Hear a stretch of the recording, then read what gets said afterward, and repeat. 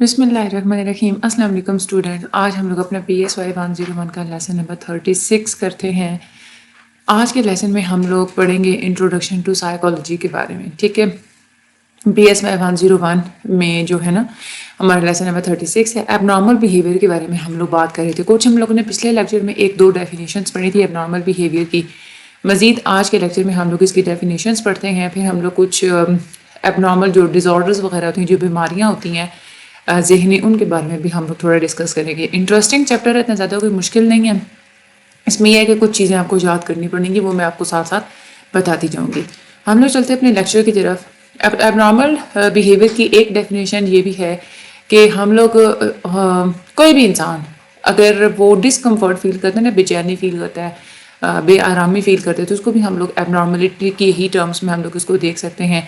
हम लोग किसी भी इंसान को एबनॉर्मल कह सकते हैं अगर उसकी सोच और उसका बिहेवियर, इन दो चीज़ों की वजह से खुद उसको ही बेचैनी होती है, उसको डिस्कम्फर्ट का सामना करना पड़ता है।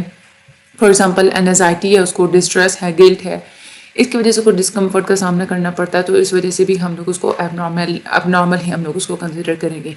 उसके अलावा अगर किसी इंसान के अंदर इफेक्टिवली फंक्शन करने की इनएबिलिटी मौजूद नहीं है, वो इंसान जो कि अपने काम अच्छे तरीके से नहीं कर सकता, इफेक्टिव तरीके से परफॉर्म नहीं कर सकता, उसको भी हम लोग एज एबनॉर्मल ही देखेंगे। ऐसे इंसान को फिर सोशल रिक्वायरमेंट्स को पूरा करने के लिए ख़ुद को एडजस्ट और ख़ुद को अडेप्ट करने की कोशिश करनी पड़ती है। उसके बाद एबनॉर्मेलिटी की लीगल डेफिनेशन भी है। अभी तक तो हम लोगों ने जितनी भी डेफिनेशंस पढ़ी हैं, अगर आप लोग इसको देखें तो ये तो एक है कि मुख्तलिफ लोग इसको किस तरह से इंटरप्रेट करते हैं, लेकिन एबनॉर्मलिटी को डिफाइन करने के लिए एक लीगल स्टैंडर्ड्स के मुताबिक भी एक डेफिनेशन बनाई गई है। हर कंट्री के अपने मुख्तलिफ जो है ना वो कानून होते हैं, तो उसके तहत लीगल स्टैंडर्ड्स के तहत एबनॉर्मलिटी को जो डिफ़ाइन किया जाता है, सैनिटी यानी कि पागलपन और इनसैनिटी के दरमियान एक डिफ्रेंशिएट करने के लिए उसके लिए लीगल डेफिनेशंस बनाई गई हैं। एबनॉर्मलिटी को देखा जाता है कि एबनॉर्मल इंसान वो है कि उसके अंदर इनएबिलिटी होती है कि कोई भी क्रिमिनल काम करता है ना जब भी वो, तो उसके क्या क्या अफेक्ट्स हो सकते हैं, इसको अंडरस्टैंड करना या इसको प्रिडिक्ट करना, इस चीज़ के वो काबिल नहीं होता, तो उसको भी हम लोग एबनॉर्मेलिटी बोलेंगे। या इंसान के अंदर ये इनएबिलिटी पाई जाती है कि वो अपने ही थॉट्स, अपने बिहेवियर्स को ठीक तरीके से कंट्रोल नहीं कर सकता, तो भी हम लोग उसको एबनॉर्मेलिटी कहेंगे। एक ऐसा इंसान जो कि सही और गलत के दरमियान में तमीज़ और फ़र्क नहीं कर सकता, उसको भी हम लोग एबनॉर्मल ही कहेंगे। एबनॉर्मेलिटी से रिलेटेड मुख्तलिफ किस्म के पर्सपेक्टिव्स भी हैं, मुख्तलिफ किस्म के अप्रोचेस हैं जिसकी बिना पे हम लोग एबनॉर्मेलिटी को स्टडी कर सकते हैं, डिस्क्राइब कर सकते हैं, अंडरस्टैंड कर सकते हैं, एक्सप्लेन कर सकते हैं और प्रिडिक्ट कर सकते हैं। ये जितनी भी अप्रोचेस हैं ये अफेक्ट करती हैं कि एक मेंटल पेशेंट को, एक जहनी मरीज़ को हम लोग किस तरह से ट्रीट कर सकते हैं। इसमें मेडिकल पर्सपेक्टिव भी अच्छा, इसमें मुख्तलिफ जो पर्सपेक्टिव्स हैं ना, ये मैं आप लोगों को पहले नेम्स बता देती हूँ। ये आप लोगों ने याद रखना है कि कौन कौन से पर्सपेक्टिव हैं एबनॉर्मेलिटी से रिलेटेड। मेडिकल पर्सपेक्टिव है, साइकोडायनामिक पर्सपेक्टिव है, बिहेवियरल पर्सपेक्टिव है, कॉग्निटिव पर्सपेक्टिव है, ह्यूमनिस्टिक पर्सपेक्टिव है, सोशो कल्चरल पर्सपेक्टिव है। ये 6 तरह के पर्सपेक्टिव मौजूद हैं।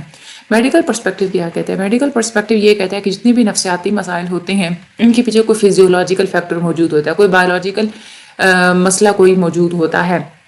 मुख्तलिफ किस्म के बायोलॉजिकल प्रोसेसेस, हमारा बायोलॉजिकल सिस्टम, कुछ जेनेटिक फैक्टर्स, हमारे नर्वस सिस्टम, न्यूरो ट्रांसमीटर और हार्मोनल चेंजेस और भी मुख्तलिफ किस्म के वेरिएबल्स होते हैं जिससे पूरी इंसान की बायोलॉजी अफेक्ट हो जाती है। उसकी वजह से साइकोलॉजिकल प्रॉब्लम्स क्रिएट होते हैं। साइकोडायनामिक पर्सपेक्टिव ये कहता है कि हमारे बचपन के कुछ तजुर्बात होते हैं जिसकी बिना पे मेंटल डिसऑर्डर्स क्रिएट हो जाते हैं। इसमें ये कहते हैं कि जो अनकॉन्शियस डिटर्मिनेंट्स होते हैं वो ही इंपॉर्टेंट होते हैं, उसकी बिना पे हम लोग डिटर्मिन कर सकते हैं किसी भी मेंटल डिसऑर्डर को। तो ये आप लोगों ने बात याद रखनी है। अनकॉन्शियस डिटर्मिनेंट्स के बारे में कौन बात करता है? साइकोडायनामिक पर्सपेक्टिव करता है। अब तक तो आप लोगों को ये बिल्कुल रटे हुए होने चाहिए क्योंकि हम लोग बहुत दफ़ा इन सारे पर्सपेक्टिव को पढ़ चुके हैं। बिहेवियरल पर्सपेक्टिव, आपको पता है बिहेवियरल पर्सपेक्टिव यही कहते हैं कि हम लोग एनवायरनमेंट से सब कुछ सीखते हैं, हम लर्न करते हैं। तो ये कहते हैं कि नॉर्मल बिहेवियर भी एक लर्न होता है, लर्न रिस्पॉन्स होता है। Abnormality is a learn response, और ये इस वजह से होता है कि हम लोग बाहर की दुनिया के साथ इंटरेक्ट कैसे करते हैं, उस इंटरेक्शन की वजह से भी जो है ना वो एबनॉर्मल बिहेवियर होता है। उसके बाद कॉग्निटिव पर्सपेक्टिव है। इसमें इंसान की अपनी कॉग्निशन, इंसान की सोच, इंसान के बिलीफ, इन सब की वजह से ही मेंटल डिसऑर्डर्स क्रिएट होते हैं। ये कॉग्निटिव पर्सपेक्टिव कहता है। यानी कि इंसान की अगर मनफी सोच है उसकी वजह से जाहिर सी बात है कि वो छोटी छोटी बातों पर बैठ के कुड़ता रहेगा, वो बार बार परेशानी लेता रहेगा, तो उसकी वजह से उसके अंदर साइकोलॉजिकल प्रॉब्लम्स क्रिएट हो सकती हैं। اس کے بعد ہے ہیومنسٹک پرسپیکٹیو. ہیومنسٹک پرسپیکٹیو یہ کہتا ہے کہ ہر انسان کو ضرورت ہوتی ہے کہ وہ ایک بہترین لیول تک پہنچے. اپنے کاموں کی اس کی ہر کام جو بھی وہ کرتے اس کی رسپانسبلٹی اس کی اپنی ہی ہوتی ہے. تو جو بھی انسان ایک اپنے گولز نہیں اٹین کر سکتا اس وجہ سے اس کو ٹینشن ہوتی ہے، تو جس کی وجہ سے اب نارمل بیہیویئرس اس کے اندر بننا شروع ہو جاتے ہیں. سوشو کلچرل پرسپیکٹیو یہ کہتا ہے کہ انسان جس سوسائٹی میں رہتا ہوتا ہے اس کی فیملی، انسان کے ارد گرد کا ماحول، اس کی سوسائٹی، اس کے کلچر، ان سب کی بہت زیادہ امپورٹنس ہوتی ہے. ان سب کی وجہ سے مینٹل النس ہو بھی سکتی ہے اور یہی سارے ہیلپ آؤٹ کر سکتے ہیں کسی بھی مینٹل النس کو ٹریٹ کرنے کے لیے. مینٹل ڈس آرڈرس کی اب ہم لوگ کلاسیفیکیشن کی بات کرتے ہیں. کریپلن سب سے پہلے انسان تھے جنہوں نے مینٹل ڈس آرڈرس کا ایک کلاسیفیکیشن سسٹم دیا تھا. یہ ایم سی کیوز بہت زیادہ امپورٹنٹ ہے. مختلف طریقے سے ان سارے ڈس آرڈرس کو کلاسیفائی کیا گیا ہے. مقصد اس کا یہی تھا کہ سارے کے سارے ڈس آرڈرس کو ایک کیٹیگری کی فارم میں رکھا جائے اور کلینیشینس کو ہیلپ آؤٹ ہو سکے کہ وہ مینٹل ڈس آرڈرس کو ڈائگنوز کر سکیں اور ایزیلی ڈٹرمن کر سکیں کہ کس حد تک کوئی مسئلہ ہے. کلاسیفیکیشن کے لیے 2 سسٹم استعمال کیے جاتے ہیں، DSM-4TR اور دوسرا ہے ICD. DSM-4TR کیا ہے؟ اس کا مطلب ہوتا ہے diagnostic and statistical manual of mental disorders. یہ ہر لوگوں کی ایبریویشن آتی ہے، DSM اسٹینڈ فار. ٹھیک ہے، تو آپ لوگ اس کو اچھے طریقے سے یاد کریں، diagnostic and statistical manual of mental disorders. یہ کلاسیفیکیشن سسٹم ہے جو کہ امریکن سائیکیٹرک ایسوسیشن نے کمپائل کیا تھا. تو یہ بھی آپ لوگوں کو MCQز آتا ہے. DSM-4 کس نے کمپائل کیا تھا؟ امریکن سائیکیٹرک ایسوسیشن نے. اس کے علاوہ جو ICD ہے، ICD کا مطلب ہوتا ہے international classification system of mental disorders. یہ جو ویسٹرن یورپ کے جو مینٹل ہیلتھ کے جو پروفیشنلز تھے انہوں نے یہ والا کلاسیفیکیشن سسٹم بنایا تھا. ورلڈ ہیلتھ آرگنائزیشن نے یہ والا سسٹم ڈیولپ کیا تھا. ICD ایک بڑا ہی کمپریہنسو سا کلاسیفیکیشن سسٹم تھا جس میں ہر طرح کی بیماریاں لکھی گئی تھیں. سائیکولوجیکل جتنی بھی سائیکیٹرک انالسز وغیرہ ہوتی ہیں وہ ساری اس کے اندر رکھی گئی تھیں. کافی عرصے تک، بہت سارے سالوں تک ICD-9 بہت زیادہ پاپولر رہا تھا. اسی کو ایز اے ڈائگنوسٹک سسٹم استعمال کیا جاتا تھا. پھر اس کے بعد جب DSM کو امپروو کیا گیا تھا، ریوائز کیا گیا تھا، تو DSM والے بازی لے گئے ICD کے اوپر. دونوں کے اندر کوئی زیادہ ڈفرینسز نہیں ہیں ایز سچ، بس تھوڑی بہت ان کے اندر ڈفرینسز پائی جاتی ہیں. اب اس وقت DSM-4 کو ہی سب سے زیادہ پوری دنیا میں یونیورسلی ایکسیپٹڈ ڈائگنوسٹک سسٹم مانا جاتا ہے. تو آپ لوگوں کا MCQز آ سکتا ہے کہ کون سے سسٹم کو زیادہ یونیورسلی ایکسیپٹڈ ڈائگنوسٹک سسٹم مانا جاتا ہے، تو that is a DSM-4TR. DSM سب سے پہلے پبلش ہوا تھا 1917 میں. یہ ڈیٹ بھی بہت زیادہ امپورٹنٹ ہے. امریکن میڈیکو سائیکولوجیکل ایسوسیشن، جس کو اب ہم اس وقت امریکن سائیکیٹرک ایسوسیشن بھی بولتے ہیں، انہوں نے اور United States bureau of census, ان دونوں نے مل کے اس پروجیکٹ پہ کام کیا تھا. تمام کے تمام جتنے بھی ہاسپٹلائز مینٹل پیشنٹس ہوتے ہیں ان سے ایک جیسا ڈیٹا کلیکٹ کرنا اور اس کے مطابق ایک لسٹ بنانا جو کہ 59 مینٹل النیسز پر مشتمل تھی. یہ سب کچھ ان کا کام تھا. پھر بعد میں اس لسٹ کو زیادہ ایکسپینڈ بھی کیا گیا تھا. جب DSM کو دوبارہ سے پبلش کیا گیا تھا 1952 میں، تو اس میں اس لسٹ کو ایکسپینڈ کر دیا گیا تھا. سب سے پہلے DSM کے اندر 106 مینٹل النس موجود تھی. DSM-2 کو پبلش کیا گیا تھا 1968 میں. اس کے پھر مزید 12 سال کے بعد DSM-3 کو پبلش کیا گیا تھا 1980 میں. اس کے بعد پھر مزید 7 سال کے بعد DSM-3 ریوائزڈ، اس کو پبلش کیا گیا تھا 1987 میں. DSM-4 کو پبلش کیا تھا 1994 میں، یعنی کہ جو DSM-3 ریوائز تھا اس کے پھر دوبارہ سے 7 سال کے بعد. اچھا، یہاں پہ اگر ڈیٹس یاد رکھنے میں مثلاً کیونکہ یہ ڈیٹس آ سکتی ہیں، تو آپ یہ دیکھیں 1968 یاد رکھیں نا. DSM سب سے پہلے تو یہ نا کہ DSM پہلا کب پبلش ہوا تھا 1917 میں. پھر دوبارہ وہ کب ریوائز ہوا تھا 1952 میں. 1952 کے کتنے سال کے بعد؟ 16 سال کے بعد، 16 ہی بنتا ہے، ہاں 16 سال کے بعد 1968 میں DSM-2 آیا. اس کے تقریباً 12 سال کے بعد DSM-3 آیا. اس کو 7 سال کے بعد دوبارہ سے ریوائز کیا گیا، DSM-3 ریوائزڈ آ گیا. اس کے پھر دوبارہ سے 7 سال کے بعد DSM-4 آیا. DSM-4 کو ڈیولپ کرنے میں مختلف قسم کے اسپیشل 27 ممبرس اس کے اندر موجود تھے. انہوں نے 5 سال اس کے اوپر کام کیا تھا. 100 سائیکیٹرسٹ نے اس کے اندر کنٹریبیوٹ کیا تھا اور انہوں نے سب نے مل کے ڈیسائیڈ کیا تھا ڈیزیزز کے اوپر اور ڈیزیزز ریلیٹڈ جتنی بھی انفارمیشن ہوتی ہے اس کو DSM-4 کے اندر انکلوڈ کیا تھا. پھر DSM-4TR کو 2000 کے اندر پبلش کیا گیا ہے. اب تو خیر DSM-5 بھی موجود ہے. یہ آپ لوگوں کا کورس کیونکہ یہ ہینڈ آؤٹ پرانا ہے، اب اس وقت DSM-5 بھی موجود ہے. DSM-4 کے اندر تقریباً 200 سے زائد منٹل ڈس آرڈرس کی ڈیفینیشنز موجود ہیں. یہ جتنے بھی ڈس آرڈرز ہیں ان کو 17 میجر کیٹیگریز کے اندر کیٹیگرائز کیا جاتا ہے. اس میں DSM-4 میں ایک ملٹائی ایکزیل سسٹم اس میں رکھا گیا ہے. DSM-4 میں ایکزیل سسٹم تھا لیکن اب جو DSM-5 ہے اس میں ایکزیل سسٹم نہیں ہے. DSM-4 کے اندر 5 ایکسس رکھے گئے تھے, یعنی کہ 5 طرح کی انفارمیشن تھی. ہر ایکسس میں مختلف قسم کی انفارمیشن تھی اور کہا یہ جاتا تھا کہ انہی 5 قسم کی انفارمیشن کو یوز کرتے ہوئے پیشنٹ کے اندر پائے جانے والی ڈس آرڈرس کو ڈائگنوز کرنا چاہیے.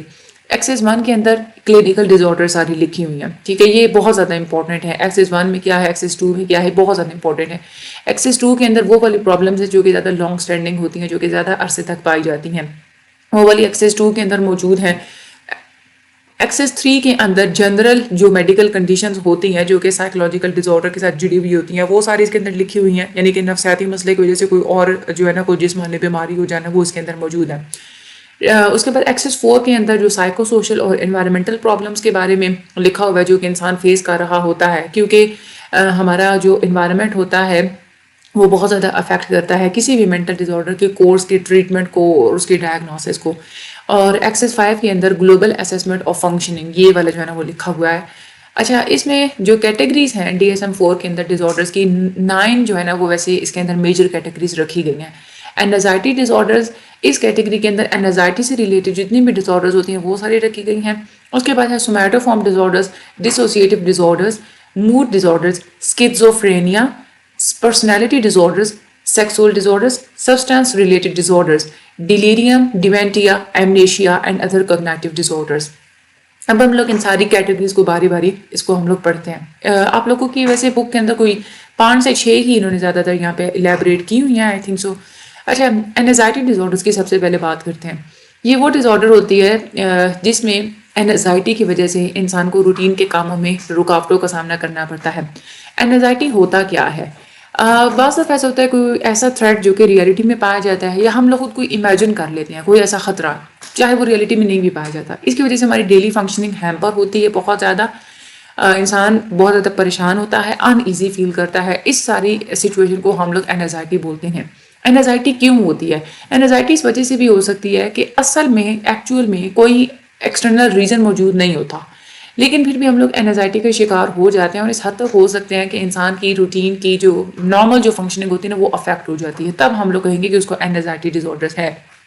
ویسے اگر کبھی کبھار ہوتا ہے نا تھوڑی بہت اینزائٹی تو وہ تو ایک الگ چیز ہے, کیونکہ اسٹریس ایک ایسی چیز ہے کہ ہر انسان کی زندگی میں آتی ہے تو اس کی وجہ سے اینزائٹی بھی اس کو ہوتی ہے. لیکن کوئی انسان ہوتے ہیں نا کہ کوئی اسٹریس ریلیٹڈ فیکٹر کو پایا ہی نہیں جاتا, کوئی وجہ ہی نہیں پائی جاتی, پھر بھی وہ اینزائٹی کا شکار ہوتا ہے. اسٹریس آپ لوگوں کو پتہ ہے کہ انسان کی مختلف زندگی میں ڈیلی روٹین میں مختلف قسم کے اسٹریسز کا ہمیں سامنا کرنا پڑتا ہے, لیکن ہم اس اسٹریسز کا ریئیکشن کیسے دیتے ہیں, ہم ریئیکٹ کیسے کرتے ہیں, یہ ہر انسان مطلب انڈیویجول ٹو انڈیویجول یہ چیز ویری کرتی ہے. اینزائٹی کہہ سکتے ہیں کہ اسٹریس کی وجہ سے ہی ایک پایا جانے والا ایک ریئیکشن ہوتا ہے. اب ہوتا یہ ہے کہ ہم اینزائٹی ہمارے اندر ڈیولپ ہوگی یا نہیں ہوگی, یا کس حد تک ڈیولپ ہوگی, یہ ایک تو ڈیپینڈ کرتا ہے کہ اسٹریس کس قسم کی تھی. ایک دوسری چیز اس کے اوپر بھی ڈیپینڈ کرتا ہے کہ انسان کی فیملی ہسٹری کیا ہے, تھکاوٹ, اوور ورک اور انسان کی مختلف مسئلوں کو کوپ کرنے کی جو جتنی بھی اسٹریٹجیز وہ استعمال کرتا ہے, ان ساری چیزوں کے اوپر ڈیپینڈ کرتا ہے کہ انسان کے اندر اسٹریس ہوگی یا نہیں ہوگی. اسٹریس کے کچھ سمٹمس ہوتے ہیں. ایک تو یہ ہے کہ سلیپ لیسنس, یعنی کہ اس کو نیند میں مسئلہ ہو, یا تو نیند نہیں آئے گی, اگر آئے گی بھی تو بار بار آنکھ کھلے گی, سکون کی نیند نہیں آئے گی. ہیڈ ایک یعنی کہ سر میں درد ہوگا. ٹویچنگ اینڈ ٹریملنگ یعنی کہ کپ کپ آنا, ٹھیک ہے, یہ اس کو ہوگا. اچھا, ڈرائی ماؤتھ, منہ کا گلے کا خشک ہو جانا, منہ کا خشک ہو جانا. میموری پرابلمس ہوں گی. نائٹ میئرس یعنی کہ رات کو خواب آنا, خاص طور پہ ڈراؤنے خواب آنا جو کہ انسان کو نیند سے جگا دیتے ہوں. اریٹیبلٹی, فیٹیگ, تھکاوٹ, سویٹنگ, پسینہ آنا, مسل ٹینشن, پٹھوں میں کھچاؤ محسوس ہونا, اور انسومنیا یعنی کہ نیند نہ آنا. یہ والے سارے فیکٹرز ہوتے ہیں جو کہ اسٹریس میں سمٹمز ہوتے ہیں جو کہ پائے جاتے ہیں. یہ سارے سمٹمز آپ لوگوں نے اچھے طریقے سے اپنے مائنڈ میں رکھنے ہیں. وجوہات کیا ہوتی ہیں اسٹریس کی؟ ایک تو یہ ہوتا ہے کہ ہم لوگ امیجن کر لیتے ہیں کوئی تھریٹ, اس کی وجہ سے بھی اسٹریس ہو سکتا ہے. گریف یعنی کہ کوئی غم ہونا. فزیکل اور ایموشنل اسٹریس, اس کی وجہ سے بھی یعنی کہ جذباتی طور پہ کوئی دباؤ ہے یا کوئی فزیکلی کوئی اور ٹینشن ہے, اس کی وجہ سے بھی ہو سکتا ہے اینزائٹی ڈس آرڈرز. ڈرگس کا بہت زیادہ استعمال کرنا, یا ڈرگس پہلے آپ استعمال کر رہے تھے, کوئی انسان پہلے بہت زیادہ اس پہ عادی ہو چکا تھا ڈرگس کا, اور اب اس کو ہم لوگ وہ ڈرگس چھڑوا دیتے ہیں, اس کی وجہ سے بھی اینزائٹی ہوتی ہے. انزائٹی ڈس آرڈرس کی مختلف کیٹیگریز ہوتی ہیں. 5 طرح کی کیٹیگریز ہوتی ہیں, 5 طرح کے ڈس آرڈرس ہوتی ہیں جن کو ہم لوگ انزائٹی ڈس آرڈرس کی ہی کیٹیگری کے اندر ہم لوگ ان کو رکھتے ہیں, کیونکہ یہ ساری جو جتنی بھی یہ والی ہوتی ہیں نا, یہ 5 ڈس آرڈرس یہ انزائٹی کی وجہ سے ہی ہوتی ہیں.